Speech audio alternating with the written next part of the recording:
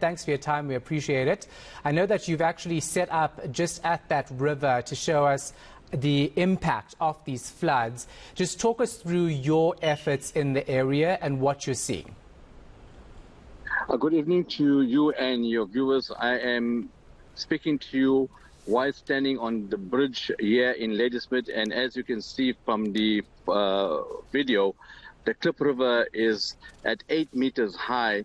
And what has happened here in Ladysmith from yesterday was that the rains had fallen over 80 millimeters of rain, and this is the outcomes now that you're seeing in the lower back over there, that it has bursted banks and the water has now filled the Kandahar Avenue grounds, and at one point more at the back there, it has broken the banks on two areas here at the Kliprivier, and thus has flooded the entire CBD. Also, search and rescue has been taking place, and as I was talking to you, our teams are going and assisting families that are in their homes still and need to be removed. From the meeting this morning with disaster management, the Al-Imdaad Foundation search and rescue teams with South African police rescue teams, we had taken out over 10 families and put them at the indoor soccer stadium, where all of them are being housed overnight from yesterday. Disaster management and the district disaster has been assisting with blankets. The Al-Imdaad Foundation teams have been assisting with blankets also and filling in mattresses, hygiene packs, and baby food, etc. At the indoor, at the moment, soccer stadium, there are over 90 people that have now been at a house at the stadium. And from disaster management's comments, that it will take about 3 to 4 days before this water subsides, because as we talk, and you can see the height of this water, and it is overflowing into the grounds and so forth, it will take about 2 to 3 days. In the CBD, which I'm about a kilometer away from there, the water is still the same, hasn't gone out.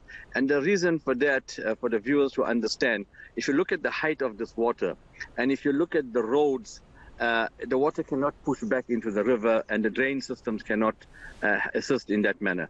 So once the river subsides and gets more lower, then the water will drain out from the CBD and etc. So as we talk to you, the people are waiting and the business houses are waiting for the water to go down to start the mopping up operations and to see the extent of this disaster as to what has taken place. Very interestingly, last night at about 1:15 in the morning, the Al-Imdaad Foundation teams, disaster teams with the South African police rescue teams, we rescued a elderly citizen of our town and her two daughters. She's about 89 years old. They stay in a house that has a double story, and they thought they will just stay upstairs and the water would not come. However, due to the riverbank breaking and water now pushing into their area in the King Street and Lyle Street, the water has risen up to the first part of their home, and they were desperate calls. And with the South African Police Services rescue teams, the Al-Imdaad Foundation rescue teams themselves have went out and assisted to rescue this family at that part of the morning. And like that, there were quite a few families. There was one family that was stuck into a home for the last 2 days, and we went out and assisted them with all the different departments that are here to assist in terms of search and rescue. We ask the community to pray for Ladysmith, that it doesn't rain, and it's looking cloudy at the moment, as you can see, and we hope that there won't be any more rain. All right, as things stand, very quickly, tell me whether emergency personnel have a grip on the situation, because you're saying 90 people are already staying at that facility at the stadium right now. Do authorities have things under control, or is there more assistance required? At one stage yesterday, due to search and rescue, we were getting a bit concerned because we did not have enough rubber dinghies and boats to assist the community members who were desperate to come out of their homes. The disaster management team then activated the South African police rescue teams, who came in from out of town with about a 20-man team, and about 7 or 8 boats came this morning and made a lot of rescues here in Ladysmith and helped tremendously. In terms of whether we are hands-on here, we can say yes, with all the cooperation of the NGOs like the Al-Imdaad Foundation, the community at large and all the different departments. This morning's JOC meeting was very effective, and hopefully we're just waiting now only for the water to get down more, and then we can start up with our assessment needs and the businessmen. And I must state that the businessmen are affected tremendously over here in Ladysmith, because on last week Tuesday we had the similar situation because of drainage systems and so forth. The entire CBD, the N11, if the viewers will know that if you pass through Ladysmith to go to Newcastle, you got to pass Lyle Street, and that entire CBD is waterlogged, and the guys can't go to work.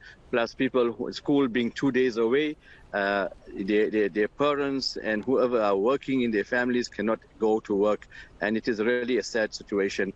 But I hope that all officials get together and try and resolve this problem once and for all. But for 1987 was our last floods when the dams were built, and here we are, the waters again in our homes, etc.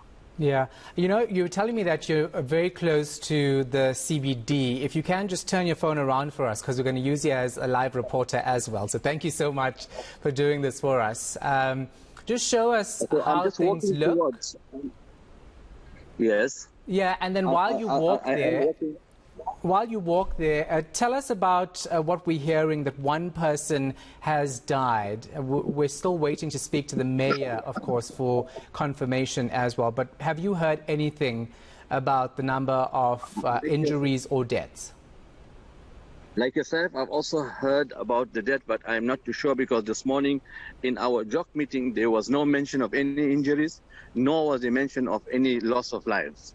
I can tell you that because the Al-Imdaad Foundation, we were in the Joint Operational Center meeting this morning and a briefing of what has happened yesterday, and we'll be in a meeting again tomorrow, but I have not heard about anybody passing on at this moment.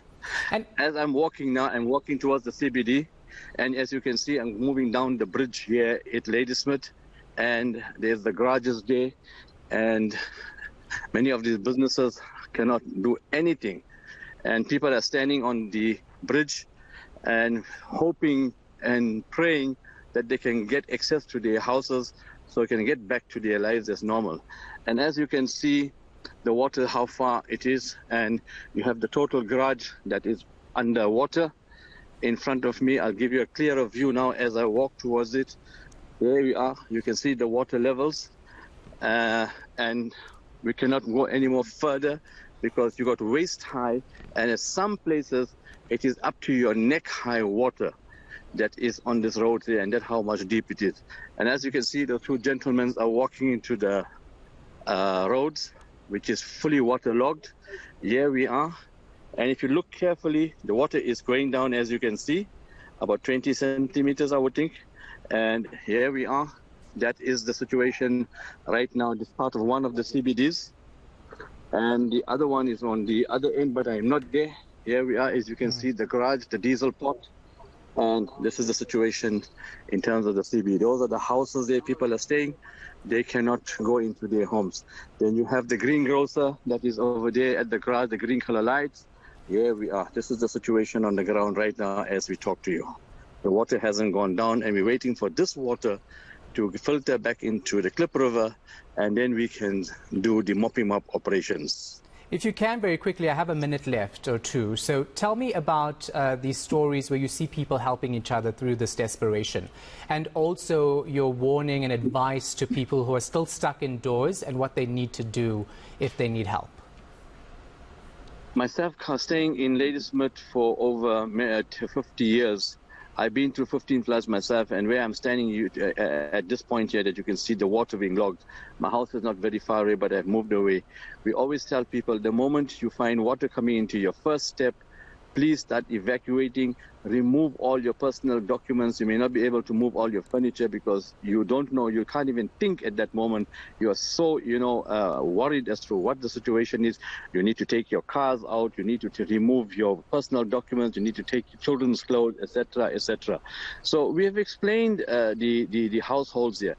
But at the same time, we cannot even blame them because on last week's Tuesday's flood, we had a situation where water came in. It stopped at a certain point, and the next day the water had, subsided in certain parts of town. Like I said in my initial comment, The reason of this height of water is because the Kliprivier had broken its bank at 2 points. So that height of the river that's sitting at 8 meters now, as you have seen earlier on, that water is all pushing into all the streets here. Like you can see the height of the water, and it is something like over your waist high, and some point is even high as your neck.